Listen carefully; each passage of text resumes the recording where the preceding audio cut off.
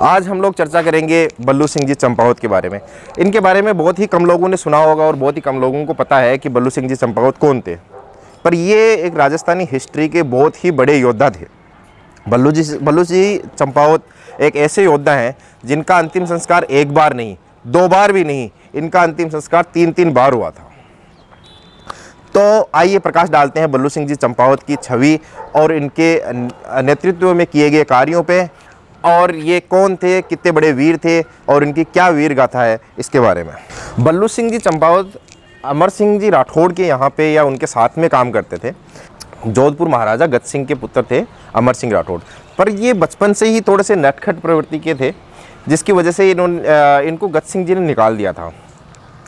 फिर अमर सिंह जी ने शाहजहाँ के यहाँ पे जाके पुकार करी, उनसे जाके मदद मांगी, तो उन्होंने नागौर का उनको किला दे दिया था, नागौर उनको राज करने के लिए दे दिया था। अमर सिंह जी को जब नागौर का किला प्राप्त हुआ तो उसी टाइम पे बल्लू सिंह जी चंपावत इनके मित्र थे, तो वो भी जोधपुर से इनके साथ में ही आ गए थे कि आपके मुश्किल वक्त में हम लोग काम आएंगे। अमर सिंह जी को मेंढे लड़ाने का बहुत शौक था, तो उन्होंने खूब सारे मेंढे पाल रखे थे।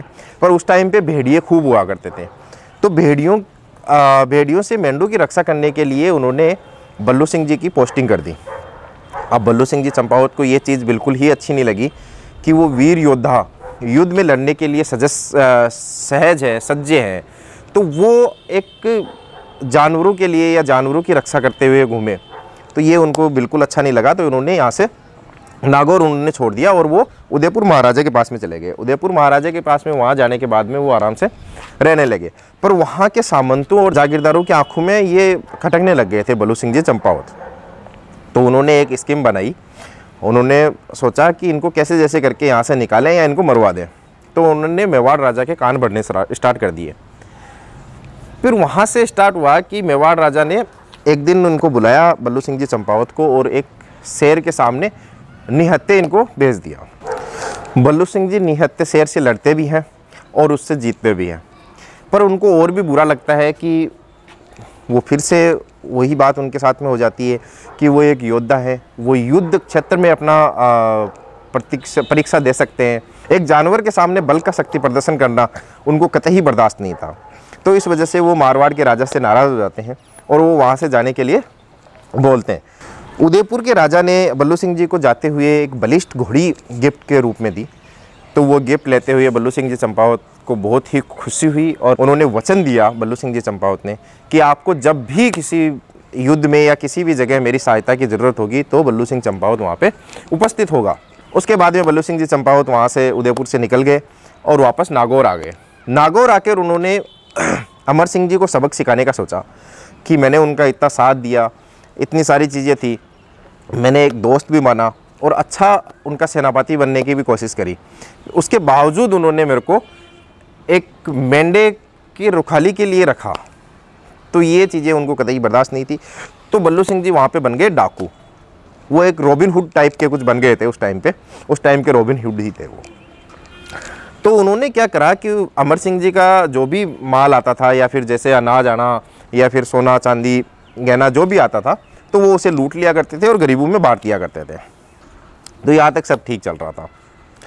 देन हुआ ये कि अमर सिंह जी एक बार शाहजहाँ के पास में गए हुए थे और किसी चीज़ पे उनकी बहस हो गई और वहाँ पे शाहजहाँ ने अमर सिंह को मार दिया और अपनी गढ़ की मेड़ पे उनका शव को रख दिया और अपने सेवकों को और सैनिकों को आदेश दिया कि इसकी लाश को चील कौवे ही खाने चाहिए, पर इसकी लाश को अग्नि या दाह संस्कार प्राप्त ना हो। इधर अमर सिंह जी की 2 रानियाँ थी, जिनमें से एक हाड़ी रानी भी थी। तो दोनों रानियों ने सोचा कि हम सती हो जाते हैं अपने प्रियतमा अपने पति के साथ में। पर दिक्कत ये थी कि उनकी बॉडी उन लोगों के पास में थी नहीं। तो उन्होंने शाहजहाँ को फिर से रिक्वेस्ट करी कि हमें अमर सिंह जी की बॉडी दे दे तो हम लोग सती हो जाए। शाहजहाँ ने साफ साफ मना कर दिया कि अमर सिंह जी की बॉडी नहीं दी जाएगी। तो हाड़ी रानी ने बल्लू सिंह चंपावत को संदेश भिजवाया कि आपने हमारे बुरे वक्त में सहायता करने की प्रण लिया था, आपने वचन दिया था। आज हमारा सबसे बड़ा बुरा वक्त है कि अमर सिंह जी की डेड बॉडी वहाँ पे आगरा में रखी हुई है और शाहजहाँ दे नहीं रहा है, हमें सती होना है और हम सती भी नहीं हो पा रहे हैं। अब आप खुद ही बताइए कि आपके मित्र और आपके राजा कि डेड बॉडी वहाँ है, उसको चील कौवे खा रहे हैं, उसको अग्नि और दाह संस्कार भी नसीब नहीं हो रहा, तो फिर क्या मतलब है अपने जीने का और क्या मतलब है अपने राजपूत होने का। हाड़ी रानी ने यह भी लिखा कि अगर आज अमर सिंह की बॉडी यहाँ पे नहीं आती है तो राजपूत होने पे शर्मसार हूँ मैं, और आपके राजपूत होने पे धिक्कार है। तो बल्लू सिंह चंपावत को बहुत ही क्रोध आया। तो बल्लू सिंह चंपावत ने सबसे पहला अपना सर मुंडवाया और फिर अपने जो भी सैनिक थे उसके पास में, या जो भी लूट मार वाले जो बंदे थे उसके पास में, तो 100-200 बंदूकों लेके वो निकल गया। तो बल्लू सिंह चंपावत पहुंचता है सीधा आगरा। आगरा में जाके अपनी टीम को या अपने सैनिकों को 2 भागों में विभाजित करता है। एक सेना की जो टुकड़ी होती है उसको वो गढ़ के नीचे छोड़ देता है, आगरे के किले के नीचे छोड़ देता है, और एक सेना के साथ में वो चला जाता है। जो भी था, जैसा भी था, हमारा राजा था और हमें उसका अंतिम दर्शन करने की अनुमति दे। अंतिम संस्कार के आप अनुमति नहीं दे रहे हैं, पर अंतिम दर्शन तो आप हमें करवा ही सकते। शाहजहाँ ने बल्लू सिंह चंपावत को अंतिम दर्शन की अनुमति दे दी। बल्लू सिंह चंपावत वहाँ से अंतिम दर्शन के लिए गए और वहाँ पे 5-7 सैनिक थे शाहजहाँ के, तो उनको मारा और उस अमर सिंह जी के शव को पीठ पे लाद के घोड़े पे बैठ के दीवार फांद दी। आगरा के किले की दीवार फांद के वो उस साइड चले गए जहाँ पे उनके और साथी उनका इंतज़ार कर रहे थे। वहाँ पे उन्होंने अमर सिंह जी का शव उनको दिया और वो बोले कि बाकी सैनिकों को मैं देखता हूँ, आप लोग निकलो और रानियों को दो ताकि वो सती हो गए। वहाँ पे शाहजहाँ की काफ़ी सारी सेना थी, उससे लड़ते हुए बल्लू सिंह जी चंपावत वीर गति को प्राप्त हुए और उनका शव सकुशलता से यहाँ पे नागौर के किले में पहुँचा दिया गया और रानियाँ सती हो गई। उसके बाद में बल्लू सिंह चंपावत के बारे में सुना जाता है कि देबारी का युद्ध हुआ था। देबारी का युद्ध जब हुआ तो मेवाड़ के राजा ने सोचा और उन्होंने बोला अपने साथियों से कि अगर बल्लू सिंह चंपावत होते तो इस युद्ध में अपने बहुत काम में आते, और फिर युद्ध स्टार्ट हो गया। देबारी के युद्ध में कहा जाता है कि बल्लू सिंह जी चंपावत फिर से आए थे और सकुशलता से रण कौशल का प्रदर्शन किया था। उसके बाद में वो वहाँ पे भी वीर गति को प्राप्त हुए, तो उनका दूसरी बार वहाँ पे अंतिम संस्कार किया गया। उसके बाद में जो बीच की उनकी जो स्टोरी है वो मैं आपको बताऊँ कि जिस टाइम पे वो, मैंने बताया आपको कि रॉबिन हुड टाइप के वो बने हुए थे, उस टाइम पे उन्होंने करा क्या कि वो लूटते थे और गरीबों को डोनेट करते थे, पर उसमें से एक भी पैसा वो खुद अपने काम में, कुछ भी काम में नहीं लेते थे, या घर में कोई भी काम में वो नहीं लेते थे। उस टाइम पे उनकी पुत्री का विवाह निश्चित हुआ था, तो उसमें शादी में आपको पता ही है कि पैसे चाहिए होते हैं। तो अब उनको ज़रूरत पड़ी पैसों की, तो वो क्या, अब मैं पैसे कहाँ से लेके आऊँ। तो नागौर में ही अपने एक गांव, या अभी तो सिटी बन गई, उसे अपन कुचामन सिटी के नाम से बोलते हैं, और नया जिला भी शायद तक वो घोषित हो चुका है कुचामन के नाम से। तो वहाँ पे एक सेठ थे, तो उनके पास में बल्लू सिंह जी जाते हैं। रात का समय था और जाके वो दरवाज़ा खटखटाते हैं, तो सेठ ने अंदर से आवाज़ लगाई कि भाई कौन है। तो बाहर से वो बोले कि बल्लू चंपावत। तो सेठ घबरा गया, घबरा के बोला कि अभी तो मैं सो रहा हूँ, आप दिन में आ जाना, ये वो। तो बल्लू सिंह जी समझ गए, उन्होंने बोला कि मैं लूटने उठने नहीं आया हूँ तुम्हें, मुझे पैसों की ज़रूरत है इसलिए आया हूँ। तो सेठ चौड़ में आ गया और सेठ जी बोले कि भाई दिन में आना और तू मेरे से बात करना।